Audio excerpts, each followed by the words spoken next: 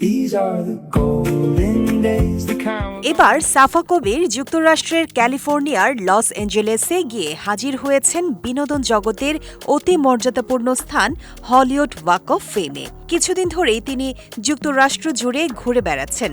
সেই সুবাদে লস অ্যাঞ্জেলেসের বিখ্যাত ওই ফুটপাতে পা রাখেন ছোট পর্দার জনপ্রিয় এই অভিনেত্রী।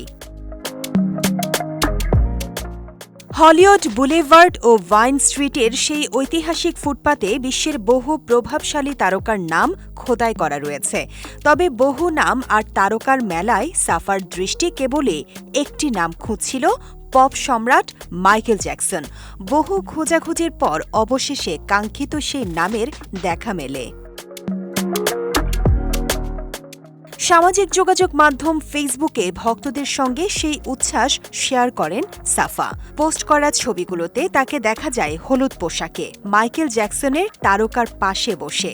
ক্যাপশনে তিনি লেখেন, মাইকেল জ্যাকসনের ভক্ত হিসেবে এই মুহূর্তটি তার হৃদয়ে ধরে রাখতেই হতো। হলিউড ওয়াক অফ ফেমে আসার পর থেকেই তিনি কেবল পপ সম্রাটের নামটি খুঁজে ফিরছিলেন।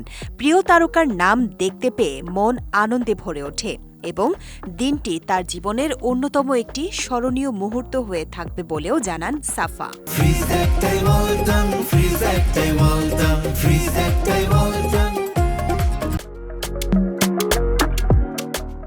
এদিকে বেশ কিছুদিন ধরেই আগের তুলনায় অভিনয়ে অনেকটাই বেছে বেছে কাজ করছেন সাফা কবির।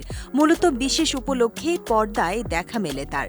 সর্বশেষ গত ২০২৬-এর কোরবানির ঈদে তার অভিনীত কয়েকটি নাটক মুক্তি পেয়েছিল। এরপর আর নতুন কোনো কাজের খবর না থাকলেও যুক্তরাষ্ট্রে ঘুরে বেড়ানোর পাশাপাশি ওয়াক অফ ফেমে সাফার এমন চমৎকার অভিজ্ঞতা প্রকাশের বিষয়টি ভক্তদের নজর কেড়েছে।